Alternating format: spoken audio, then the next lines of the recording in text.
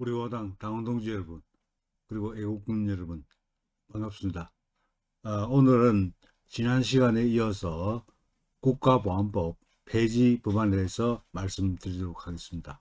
먼저 양해 말씀 구할 것은 최고위원 회의가 예정보다 좀 늦게 끝나가지고 방송이 좀 늦게 시작된 점 양해해 주시기 바랍니다. 지난번에 말씀드렸던 건 뭐냐면 하여튼 국가보안법에서는 반국가단체와 이적단체 이게 중요한 핵심 개념이다 하는 내용 말씀드렸죠. 반국가단체는 북한을 반국가단체라고 하고, 이적단체는 여러 좌파 성향 단체들이 이적단체로 법원에서 대법원에서 최종 확정이 된 그런 내용이 있었다 말씀드렸습니다. 그리고 이제 국가보안법상으로 여러 가지 범죄들이 규정되어 있는데, 가장 중요한 범죄가 반국가단체를 구성하거나 가입하는 것, 이것이 범죄로 규정되어 있고, 그 다음에 반국가단체의 목적을 수행하기 위한 활동, 이것도 마찬가지로 범죄로 규정되어 있다 하는 내용 말씀드렸고요. 그리고 반국가단체 또는 그 동조하는 사람들에게 근데 자금을 지원하거나 또 금품을 받거나 하는 것이 전부 금지되어 있다 하는 내용 말씀드렸습니다. 이것이 범죄로 처벌받고 있다 하는 내용 말씀드렸고요. 오늘 이제 말씀드리고자 하는 내용은 특히 좌파들이 많이 물고 늘어지는 내용입니다. 이게 사실은 좌파들 입장에서 보면 근데 그 반국가단체 구성죄 또는 가입죄 같은 경우는 좌파단체들도 그걸 범죄가 아니라고 주장하기는 굉장히 힘들었던 거죠.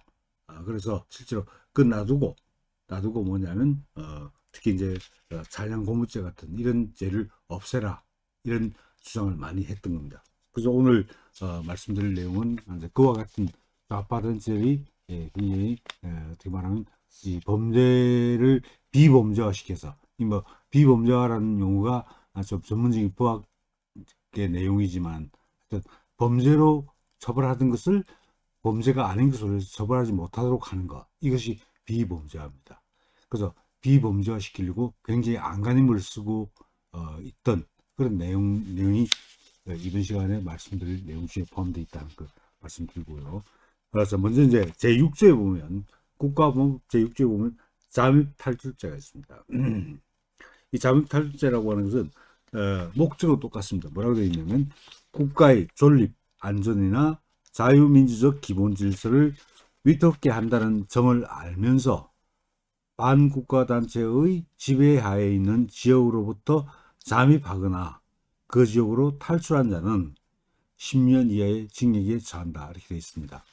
근데 이건 뭐냐면, 자, 국가의 존립, 안전이나 자유민주적 기본 질서를 위태롭게 한다는 점을 알면서, 요 내용은 모든 규정에 다 들어 있습니다. 이런 사정을 알면서 반국가단체의 지배하에 있는 지역으로부터, 즉 북한 지역입니다. 다시 말하자면 비무장지대 이쪽 군사분계선 위쪽이죠. 위쪽에 있는 지역으로부터 대한민국으로 몰래 숨어 들어오거나. 근데 이게 물론 이제 간첩죄에서 처벌을 할 수도 있지만은, 간첩죄와 관계없이 하여튼 잠입해 들어오는 자체가 범죄가 되는 겁니다. 범죄가 되고, 또는 그 지역으로 탈출한 자, 흔히 말해서 월북한 자죠. 월북한 자, 그래서 그 지역으로 탈출한 자는 10년 이하의 징역에 처하도록 되어 있습니다. 뭐 간혹 정신 나간 사람들이 북한으로 월북하기도 하죠. 그 사람들의 생각은 심장할 수 있죠. 대한민국이 싫으니까 북한에 가서 살겠다. 북한 체제가 뛰어나다는 선전도구로 또 활용되면서 나름대로 자기는 자기 살 길 찾는다고 가는데, 사실은 북한에서 반기지 않죠. 반기지 않습니다. 북한은 사실은 뭐냐면, 북한의 기본적인 적과 통일 전략이라고 하는 것은 남한에 있는 우리 대한민국 국민이 북한으로 올라가는 걸 원하는 게 아니라, 하는 게 아니라 남한에서 남아가지고 공산주의 활동하라는 겁니다. 간첩을 난파해서 남한의 어떤 적화 기지를 만들려고 하는 게 북한의 기본적인 전략인데, 올라오는 사람들은 소용이 없죠. 골치뜨거입니다. 그래서 반기지도 않습니다, 사실은. 근데 또 그걸 또 모르는 사람들은 넘어가죠. 월북합니다. 근데 실제로는 그 사람들의 말로는 비참하게 끝나는 경우가 굉장히 많습니다. 근데 어떤 간에 북한에서 대한민국으로 몰래 숨어 들어오거나, 또는 대한민국에서 북한으로 그 탈출을 하거나 이렇게 했을 때는 처벌을 받는다 하는 내용을 말씀드리는 겁니다. 이것도 사실은 공작과 관련되어 있는 거죠. 북한의 공작과 관련돼서 북한의 그 공작 명령을 지시를 받기 위해서 북한으로 올라오라. 지금은 사실은 그럴 필요도 거의 없습니다. 예컨대 국가정보원이 사실상 간첩 잡는 작업을 거의 포기한 상태고, 또 그리고 인터넷 이런 것을 통해서 여러 가지 통신 수단을 통해서 실제로 지령들을 주고받기 때문에 굳이 올라갈 필요가 없는 거죠. 근데 사실은 이 SNS가 보편화되기 이전까지는 그 유선 통신을 이용하거나 아니면 직접 넘어가서 지령을 받는 수밖에 없던 거죠. 그래서 간첩 활동의 주요한 방법 중에 하나가 뭐냐면 이 잠입 탈출을 해가지고 지령을 주고받는 이런 형태로 그 북한의 그 적화 통일 전략이 그렇게 실천되어 왔던 거죠. 근데 어떤 간에 그런 행위를 전부 국가안보법에서 처벌하고 있다 하는 내용을 말씀드리고요. 그리고 이제 그것도 2항에 보면요. 2항에 보면 반국가 단체나 그 구성원의 지령을 받거나 받기 위하여, 또는 그 목적 수행을 협의하기 위하여 잠입하거나 탈출한 자는 사형 무기 또는 5년 이상의 징역에 처한다. 그래서 지령을 받기 위해서, 그 단순한 지령과 관계없는 단순한 잠입 탈출도 처벌하고, 근데 만약에 지령을 받기 위해서, 또는 그 반국가 단체의 목적 수행을 위해서 협의하기 위해서 그 잠입 탈출했을 때는 형벌을 가중시킨 겁니다. 그래서 사형 무기 또는 5년 이상의 징역에 처하도록 하고 있습니다. 참고로 말씀드리면 사형 무기 또는 5년 이상의 징역은 살인죄에 규정되어 있는 형벌입니다. 그 살인죄에 준하는 그런 중대한 범죄로 처벌하겠다라는 게 바로 이 규정의 취지다, 이렇게 말씀드릴 수가 있겠습니다. 그리고 이제 진짜 좌파들이 국가보안법에서 끊임없이 그 위헌 그 시비를 제기하고, 심지어 위헌법률 심판이나 헌법소원 심판을 통해서 무효화하려고 했던 게 바로 7조입니다. 국가보안법 제7조입니다. 이 7조를 좌파들이 끊임없이 시비거리로 삼아왔습니다. 근데 7조가 뭐냐면 국가의 존립, 안전이나 자유민주적 기본 질서를 위태롭게 한다는 점을 알면서, 이건 꼭 공동으로 들어가 있다고 말씀드렸죠.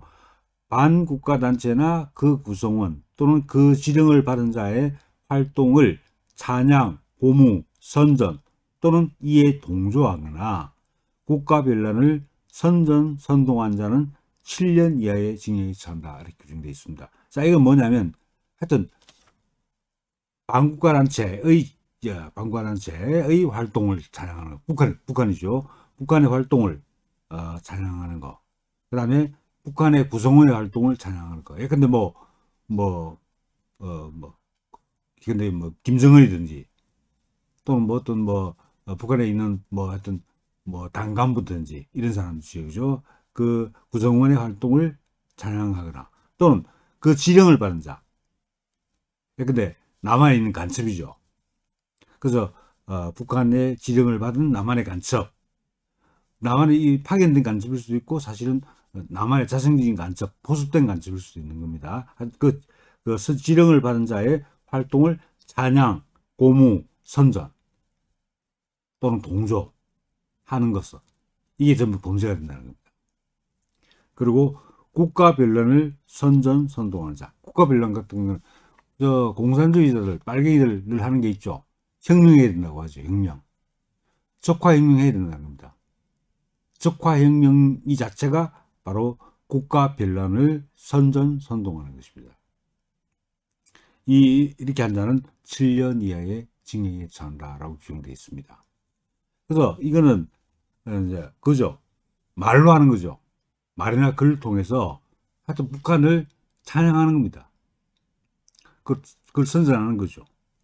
또 뭐 근데 그 공산주의 혁명을 일으켜야 된다 라고 하는 그걸 그럴듯하게 포장을 다른 말로 표장을 합니다. 예컨대 헌법재판소에서 해산되었던 통진당 통합진보당 같은 경우는 그걸 뭐라고 표현하냐면, 물론 민중공이라는 말도 쓰고 있지만은 이걸 진보적 민주주의라고 포장을 합니다.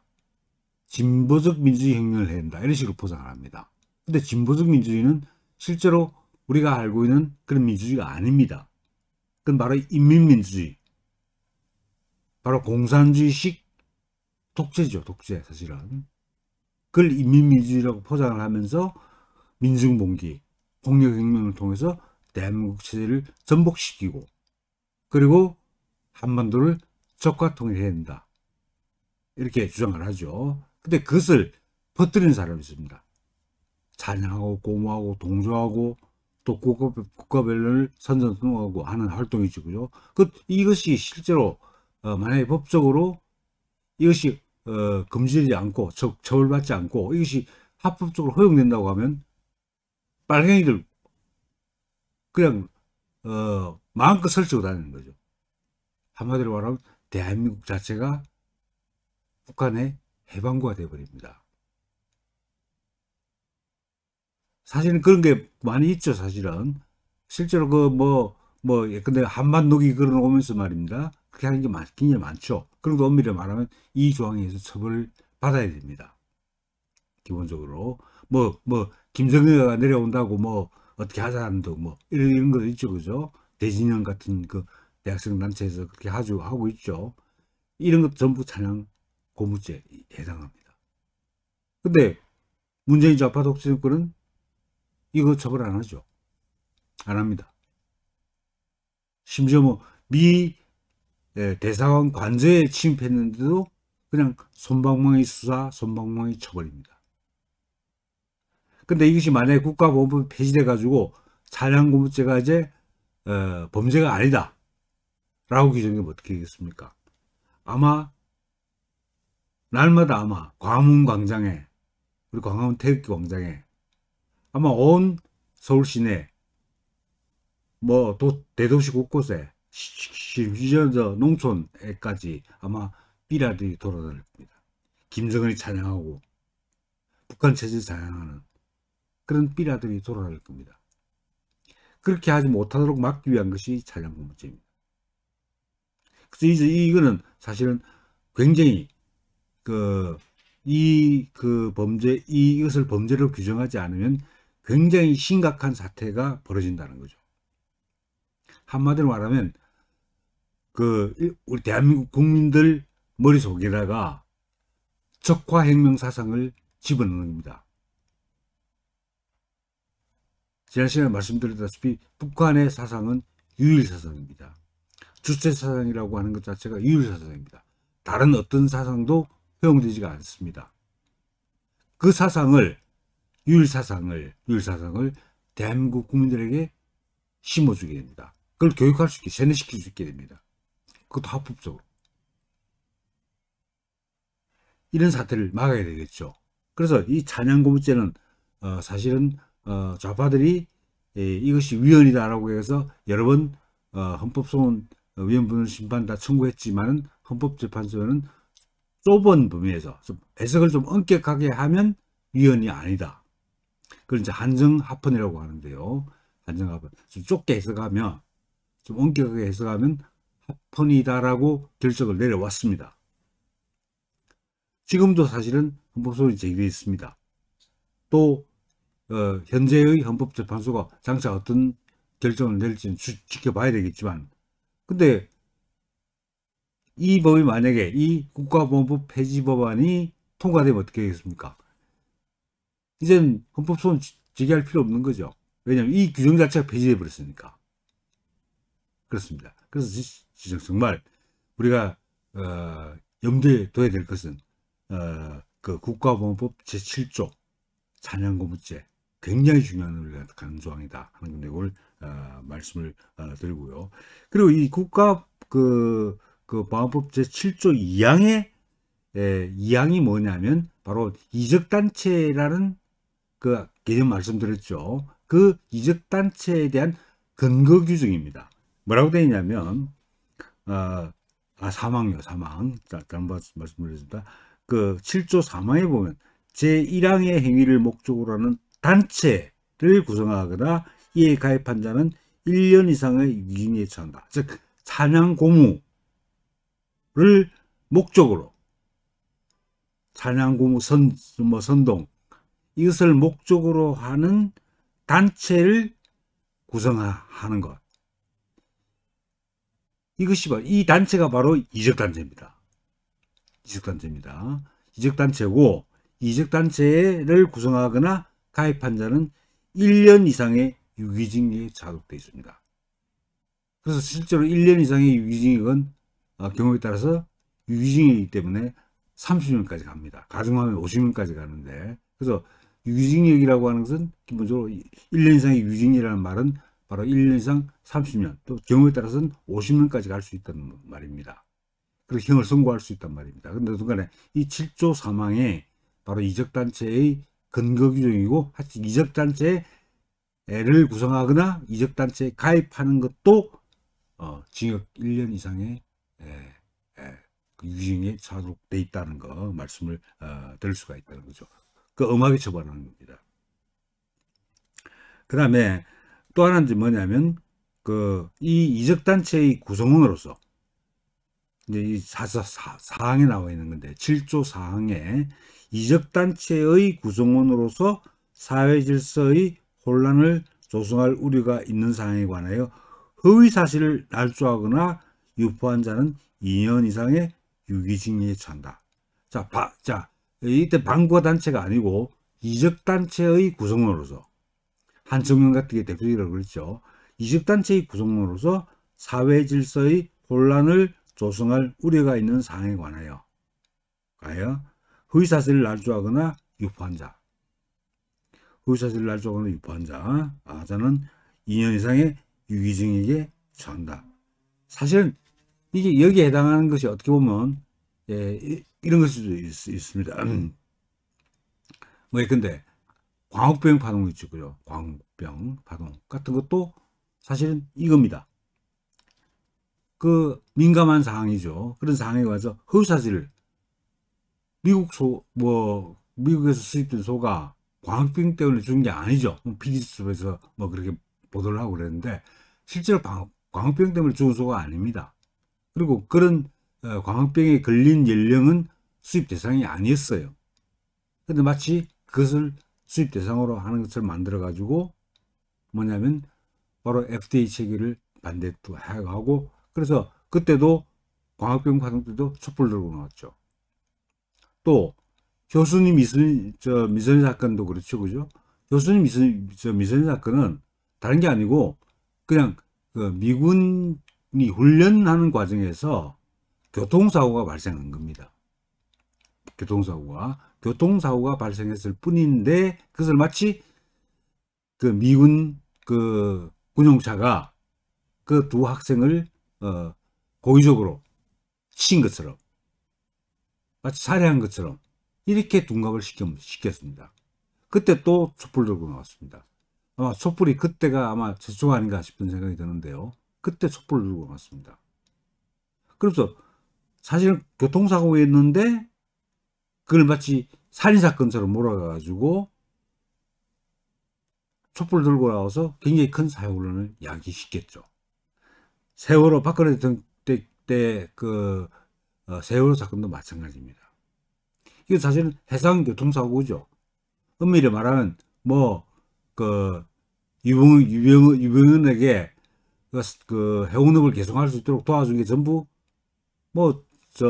그 당시에 민주당 정권, 좌파 정권에서 다 했습니다. 그걸 세월호를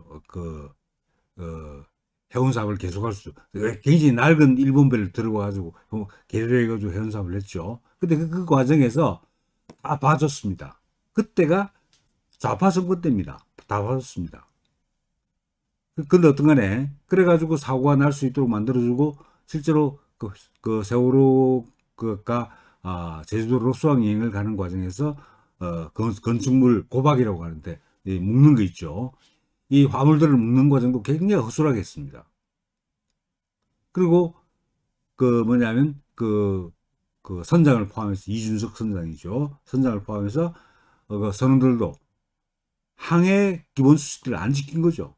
그래서 세월호가 침몰한 겁니다. 특히 이제 급 변침을 했던 거죠. 방향을 급하게 바꿉니다. 사도 그렇죠. 급하게 급을 틀면 잘못 넘어지죠. 똑같은 원리에서 그 배가 좌초되게 된 거고, 중요한 거는 그때 이준석이라는 선장이 그 학생들이 충분히 탈출, 파도도 그렇게 높지 않고 기온도 아주 낮은 상황이 아니었고 또 주변에 구조질련 선박들이 많았습니다. 그런데 이준석은 탈출하지 말고 그냥 선실이 대기하라, 이렇게 말하고 진 탈출한 겁니다. 그래서 나중에 이준석은 그 미필적 고의한 살인으로, 즉 부작위한 살인으로 나중에 유죄 판결이 확정돼서 지금 감옥에 있습니다. 근데 그것을 마치 뭐 고의로 침몰시킨 것처럼 또 미국 잠수함하고 충돌했다는 등 온갖 날조를 해가지고 사회혼란을 굉장히 부추겼죠.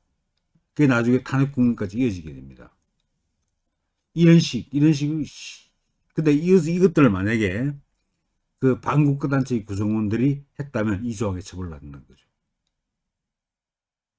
사실 엄격하게 처벌을 해야 되는 상황입니다. 근데 그 시점부터 바로 이제 박근혜 대통령께서 사실은 수습하는데 워낙 언론들이 집중적으로 의혹을 벌리니까 대처하는데 한계가 있었던 거죠. 그렇게 됐는데 하여튼 이와 같이 이적단체의 구성원으로서 사회 질서의 혼란을 조성할 우려가 있는 사항에 관하여 허위사실을 날조하거나 미군 잠수함하고 충돌한 적 없다. 근데 있다라고 말하는 게 허위사실이죠. 그렇죠. 뭐 고의적으로 침몰시켰다, 그런 사실 없는데 있다고 했으니까 그 허위사실의 날조죠. 그래서 허위사실을 날조하거나 유포한 자는 2년 이상의 유징에 차도록 있습니다. 처벌했어야 되는 거죠. 그런데 사실은 이 부분도 그대로 제대로 대리지 못한 부분이 있다 하는 말씀을 드리고요. 자, 그래서 어떤 차량 고무죄가 국가보안법에 규정되어 있는 중요한 범죄다. 그리고 이제 회합통신입니다. 여기도 마찬가지인데 이 회합통신은 제8조에 규정되어 있는데 국가의 존립 안전이나 자유민주적 기본질서를 위태롭게 한다는 점을 알면서 반국가단체의 구성원 또는 그 지령을 받은 자와 회합, 통신, 기타의 방법으로 연락을 한 자는 10년 이하의 징역에 처한다라고 되어 있습니다. 그래서 반국가단체의 구성원, 근데 북한 사람이죠. 그리고 그 지령을 받은 자, 간첩, 나와 회동, 회합이라든지 또 통신, 기타의 방법으로 연락을 한 자, 10년 이하의 징역에 처하도록 되어 있습니다. 이건 간첩 목적이 있느냐 없느냐 관계없습니다. 하여튼 이게 민주적 기본질서를 위태롭게 한다라는 것을 알면서도 이들과 회합, 통신, 기타의 방법으로 연락을 했을 때는 이 법에서 처벌받게 된다는 거 이 내용이 마찬가지로 규정되어 있습니다. 만나서 하는 거죠. 회합하고 통신하고 하는 거죠. 사실 이 과정 통해서 지령을 또 내리는 겁니다. 또 선전선독 전략 같은 게 다 이제 전파돼 나가는 거죠. 그럼 대한민국에 있는 좌파 단체들은 또 그대로 또 수행합니다. 그죠? 지침에 따라 수행하죠. 그러면서 사회 불안, 사회 혼란을 야기시키는 겁니다. 바로 그것들 처벌하게 되어 있다는 말씀드리고요. 그 다음 또 편의 제공에 관한 편의 제공을 처벌하는 규정이 있습니다. 그 제9조에 나와 있는데, 그래서 하여튼 지금까지 3조에서 8조까지 이런 범죄를 범하거나 범하려는 자라는 것을 알면서도 이 사람이 반국가 단체 구성원이거나 하여튼 이적 단체의 구성원이거나 그런 활동을 하는 사람이다라는 것을 알면서도 그 사람에게 총포, 탄약, 화약, 기타 무기를 제공한 자는 5년 이상의 유刑에 처하게 되어 있습니다. 총포, 탄약, 화약 같은 것은 굉장히 위험한 물건이죠. 무기로 사용될 수 있는 물건이죠. 이런 무기를 제공한 겁니다. 이런 무기를 제공했을 경우에 그때는 5년 이상의 유刑에 처합니다. 이게 이제 편의 제공에 관한 거고, 또 마찬가지입니다. 그 뒤엔 또 뭐냐, 그냥 금품, 기타 그 무기를 제공한 것도 처벌하지만 금품, 기타 재산상의 이익을 제공할 수 있겠죠. 그 다음에 그래서 그 제9조 제2항에 보면 앞에 건 똑같고요. 금품, 기타 재산상의 이익을 제공하거나 잠복, 회합, 통신, 연락을 위한 장소를 제공하거나 장소, 기타의 방법으로 편의를 제공한 자는 10년 이하의 징역에 처한다는 거죠. 그래서 돈을 주거나 재산상의 이익을 주거나 회합 장소를 제공하거나 기타의 방법으로 하여튼 편의를 제공했을 때는 10년 이하의 징역에 처하도록 규정을 하고 있습니다. 그래서 이게 굉장히 10년 이하의 징역이기 때문에 큰 범죄죠. 중대한 범죄입니다. 형벌도 굉장히 엄한 형벌이죠. 그러니까 사실은 뭐냐면 이 규정들이 우리 대한민국 사회에서 반사회적인 그러니까 진보 활동, 반국가적인 활동 이것을 억제하는데 굉장히 큰 그 효과를 발휘하는 조항이 이 조항이다 하는 겁니다. 자, 그거요. 그다음에 또 특히 이제 문제가 많이 됐던 게 뭐냐, 불거주죄입니다. 불거주죄인데 그 국가보안법상의 모든 범죄는 아니고 일부 범죄에 대해서 죄를 범한 자라는 정을 알면서 수사기관 또는 정보기관에 고지하지 아니한 자는 5년 이하의 징역 또는 200만 원 이하의 벌금에 처한다. 예컨대 하여튼 반국가 단체의 구성원이다. 이적단체의 구성원이다. 그래서 이런 범죄를 범하려고 한다 하는 것을 알았던 겁니다. 그 안 사람이 그 정보를 뭐냐면 수사기관이나 정보기관에 알리지 않은 겁니다. 이 사람이 간첩이다. 이 사람이 이적단체의 구성원으로서 반국가 활동을 하고 있다 하는 사실을 알았을 때 그걸 수사기관이나 정보기관에 알리지 않으면, 즉 신고하지 않으면 그때 성립하는 범죄가 바로 불구주죄입니다. 근데 여기는 5년 이하의 징역 또는 200만 원 이하의 벌금에 처한다. 여러분들 인터넷 검색해 보시면 김동식이라는 사람이 전 책이 있습니다. 김동식은 부여지에게 나팔했던 간첩입니다. 그 나중에 이제 자수해서 이제 기소를 했는데요. 근데 김동식 씨가 쓴 그 책이 있습니다. 그 책 제목이 뭐냐면 아무도 나를 신고하지 않았답니다. 한번 구해보십시오. 그래서 이 북한에서 간첩으로 난파가 됐습니다. 그 여러 사람에게 하여튼 뭐냐면 간첩으로서 간첩의 지령을 받아서 하여튼 적화 활동을 하자라고 뭐 제들 표현은 그렇죠. 남조선 해방 이걸 위해서 투쟁하자, 같이 투쟁하자 이렇게 제의를 했습니다. 자기 신분도 밝혔습니다. 내가 간첩이다. 북한에서 내려온 공작원인데 이런 작업을 하자. 당신하고 가고 싶다. 상의를 했어요. 여러 사람하고. 근데 어떻게 했습니까? 불구주죄가 있으니까 어떻게 됩니까? 신고해야 되죠. 본인이 간첩이라는 걸 밝혔고 하여튼 하자고 했으니까 반국가 활동을 하자고 말했으니까 신고를 해야 되죠. 근데 아무도 신고를 안 했다는 겁니다. 그만큼 그 좌파들은 적극 동조는 하지 않지만 불구제를 아예 무시하는 거죠. 자기가 간첩 활동을 같이 할 수는 없겠지만은 하여튼 그건 묵인하거나 방조해 주는 겁니다. 그래서 그 김동식이가 쓴 책이 아무도 나를 신고하지 않았다. 그 사람들은 다 이 불구제 죄를 범한 겁니다. 한번 그것을 읽어보십시오.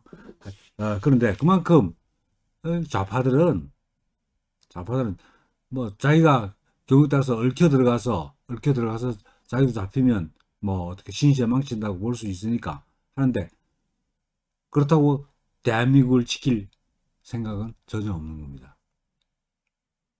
간첩이 돌아다니게 방치하는 겁니다. 이게 좌파들의 인식입니다. 아마 그런 인식은 아마 일반 국민들에게도 많이 퍼져 있을지 모릅니다. 특히 뭐 한반도에 걸어놓고 말이죠. 그래서 한반도에 걸어놓으면 북한하고 남한하고 구별이 없죠. 한민족이면 다 그냥 뭐 동족이니까 깨알아야 되고 보호해줘야 되고 그렇게 생각하기가 쉽죠. 정말 그 의식을 뿌리 뽑아야 됩니다. 뭐 구체적으로 말씀 못 드리겠지만 북한이 만약에 남한을 척화한다 그러면 누구부터 죽이겠습니까? 제일 먼저 남한에 있는 종북 세력들부터 죽입니다. 북한의 철칙입니다. 북한은 사회주의 공산주의 이념을 추구하는데 북한이 주도권을 잡아야 되고 북한 공산 집단 이외의 누구도 사회주의 공산주의의 지도그룹으로 들 수 없다는 게 그 원칙입니다. 그래 북한이 적화통일하면 남한에 있는 공산주의자들, 사회주의자들, 운동권 죽이는 겁니다. 물론 군경 고위간부나 저 같은 지식인 죽이겠죠. 그렇지만 하여튼 간에 그걸 좌파는 알고 있을 수도 있고 모르고 있을 수도 있습니다. 근데 알고 있을 수도 있다고 생각합니다. 많은 경우에. 근데 왜 그 북한의 그 마수에서 벗어나지 못했냐. 이미 약점이 너무 크게 잡히는 거죠. 말 안 들으면 바로 매장당하니까 동조하는 겁니다. 협조하는 거죠. 그런 겁니다. 정말 이걸 고치지 않으면 정말 굉장히 어려운 문제에 속한다 하는 말씀드리고요. 그 다음에 이제 또 하나 이제 그 11조에 보면요.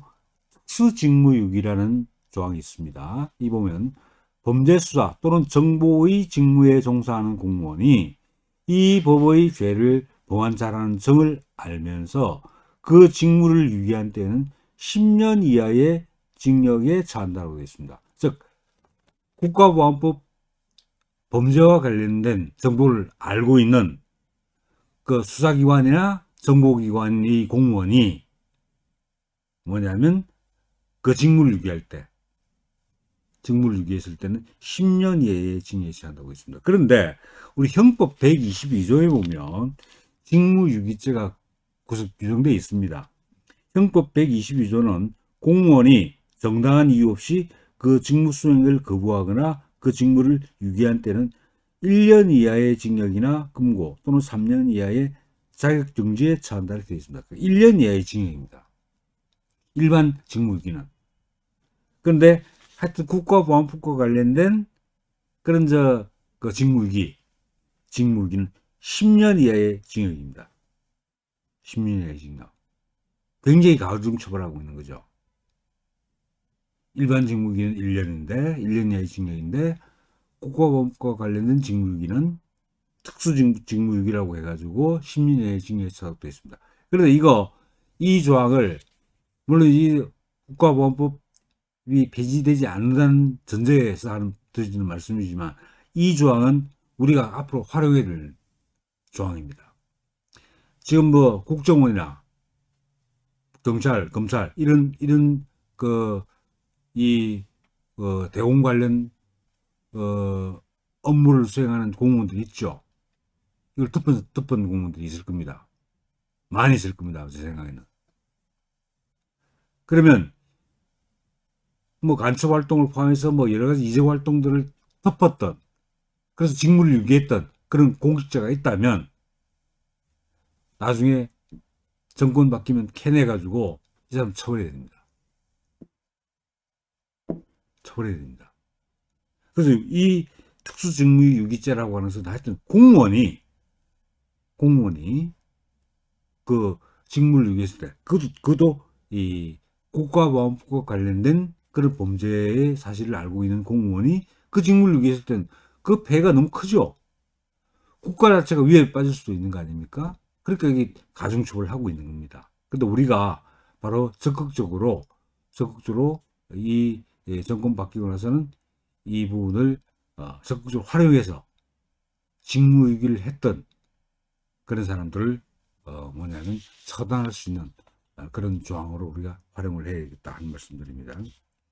그 다음에 형사소송에 관한 특별 규정도 있긴 있지만 그 부분은 뭐 내용이 좀 전문적인 그래서 자세히 설명은 안 드리겠는데, 하여튼 간에 이런 경우가 있겠죠. 참고인 같은 게 있겠죠.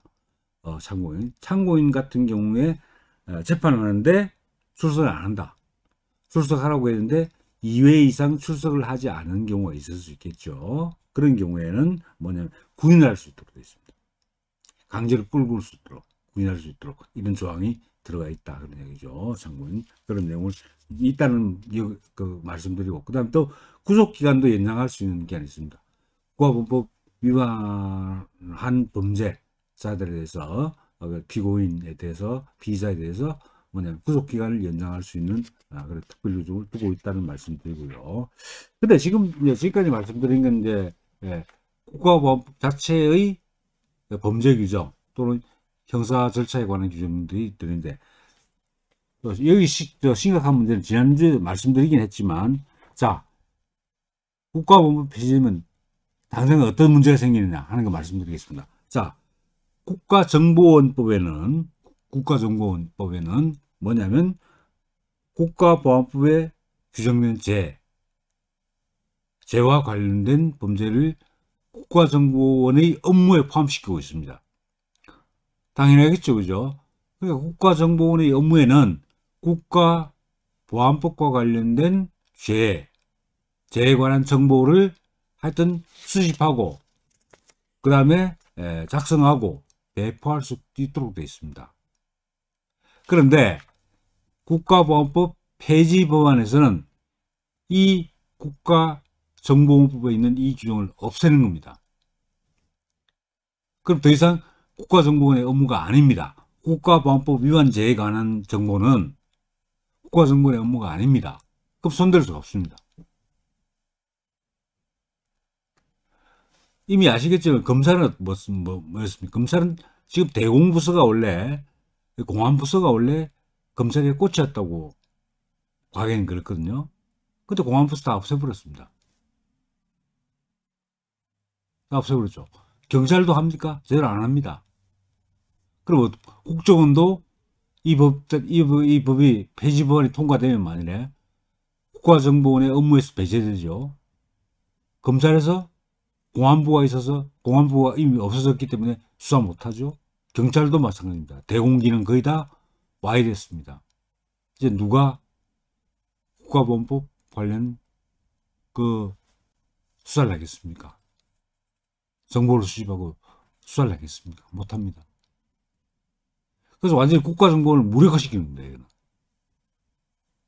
지금도 물론 국가정보원이 제 역할을 하고 있느냐 하는 부분에 대해서는 의문의 여지가 있지만 이제 아예 못하게 되는 거죠.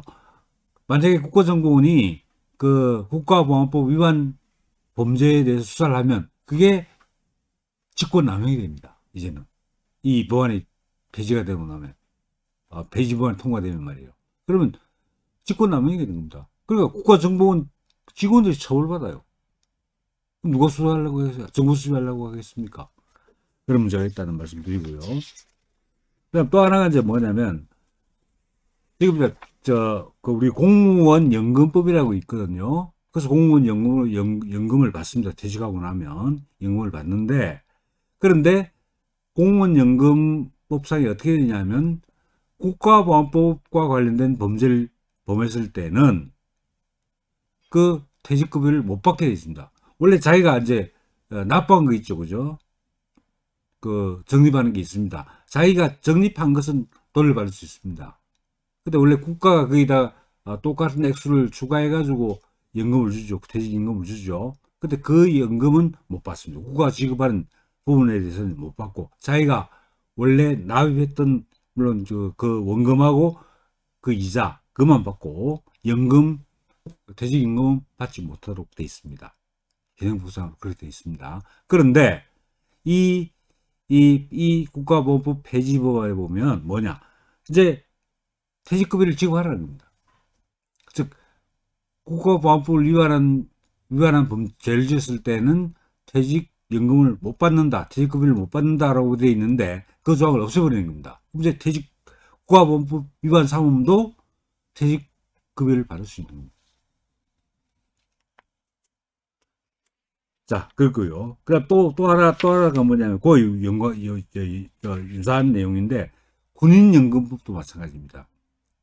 자, 군인연금법에도 마찬가지로 국가보안법을 위반한 범죄자일 경우에는 군인연금법상의 퇴직급여를 지급하지 않도록 되어 있습니다. 근데 이 폐지법안이 통과되고 나면 국가보안법 사범이라 하더라도 퇴직급여를 받을 수 있게 만들어놨습니다.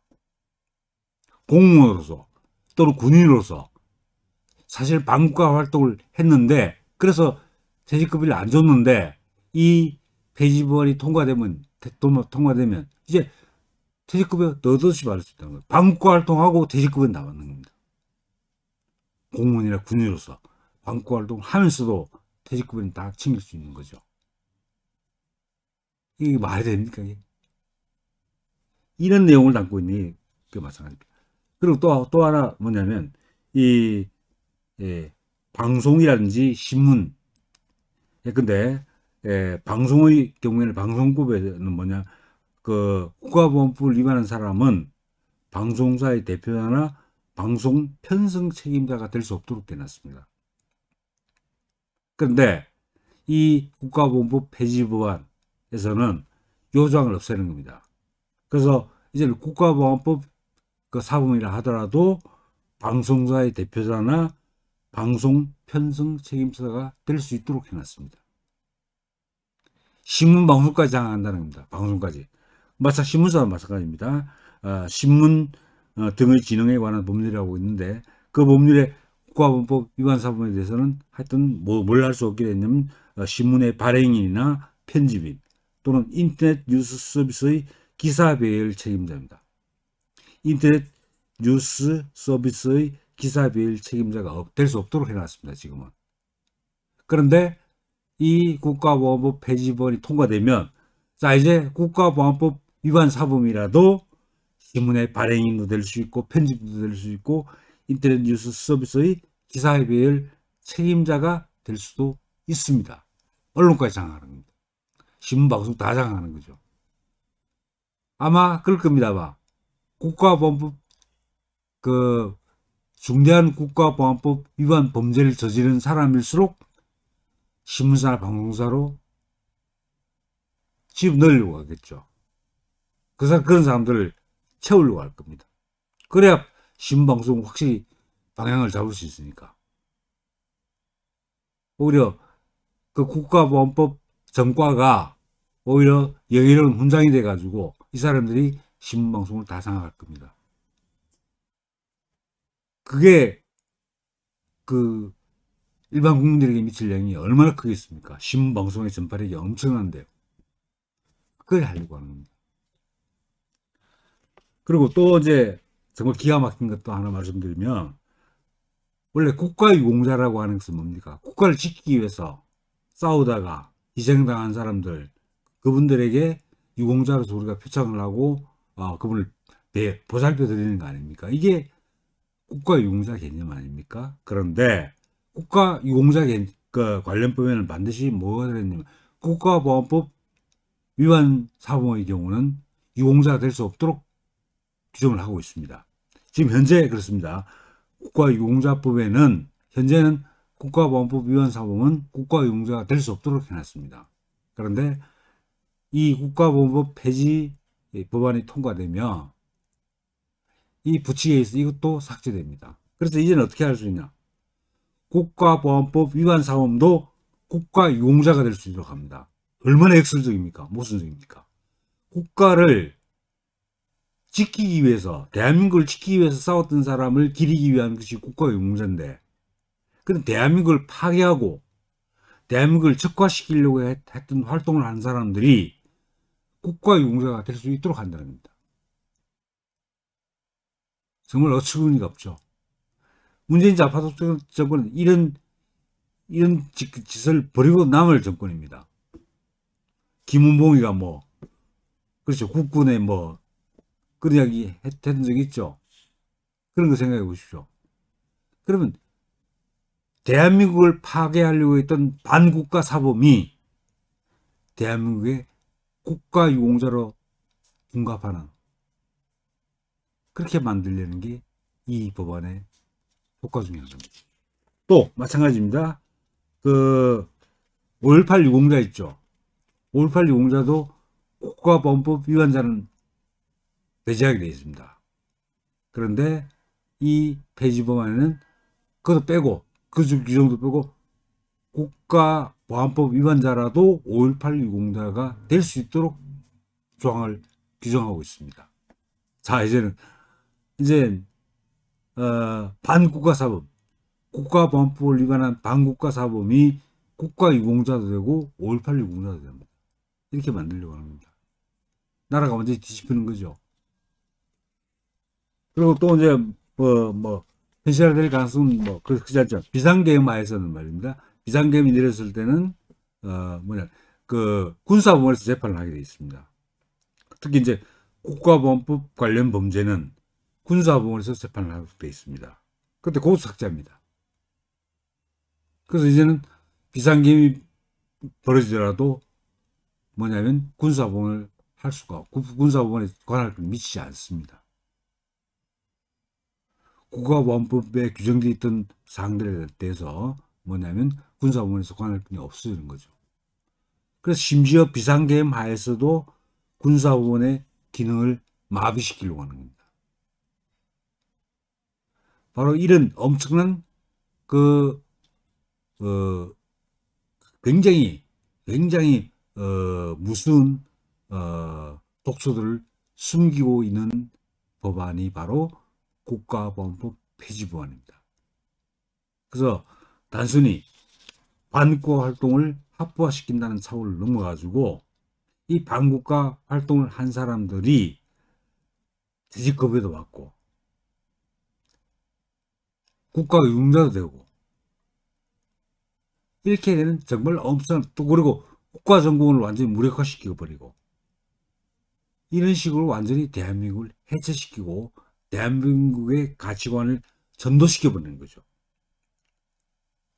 대한민국의 가치관, 정상적 가치관을 뒤집어 버리려고 하는 의도를 가지고 있는 법안이 바로 국가보안법 폐지 법안이다. 그래서 이 법안은 반드시 이 법안의 통과를 저지해야 됩니다. 국민의힘당이 조금이라도 우파 정당으로서의 양심을 또는 정체성을 지키고 싶다면 이 법안이 국가보안법이 폐지되도록 만들어서는 절대 안 됩니다. 만고에 그걸 저지시키지 못한다는 것은 만고의 역적질을 하는 것이다. 반역행위다. 그렇게 봅니다, 저는. 그래서 어떤 간에 우리 공화당 입장에서는 하여튼 이 국가보안법을 우리 당 동지 여러분께서도 철저히 인식하시고 국가보안법 절대 폐지해서는 안 된다. 그리고 국민의당 지지자들에게도 이거 국가보안법 폐지를 못 막으면 이제 적화통일 된다. 그리고 바로 적화통일 되는데 1등 공신이 국민의힘당이다. 그렇게 주장을 하셔야 됩니다. 그래서 이것이 굉장히 심각한 내용을 담고 있다는 것을 여러분께서도 아시고, 그리고 주변에 있는 분들에게 이렇게 전파를 해주시고, 그리고 국민의당 지지자들에게도 그런 부분을 설득을 하셔가지고 국가보안법이 나라의 대한민국의 생명줄과 같은 법이다. 그래서 이것을 놓으면 대한민국이 이제 멸망의 길로 접어든다. 그런 심각한 인식을 가지시고 이 국가보안법에 대한 이해를 널리 확산시켜 주시면 고맙겠습니다. 오늘은 2시간에 걸쳐서 2주에 걸쳐서 국가보안법 폐지법안의 내용과 문제점에 대해서 말씀드렸는데, 하여튼 지금 또 여러 가지 또 악법들 많이 쏟아내겠죠. 하여튼 근데 국가보안법 관련 강의는 이 정도로 말씀드리고요. 다음에는 또 다른 악법을 가지고 와서 여러분 찾아뵙도록 하겠습니다. 자, 1시간 동안 경청해 주셔서 감사드립니다. 안녕히 계십시오.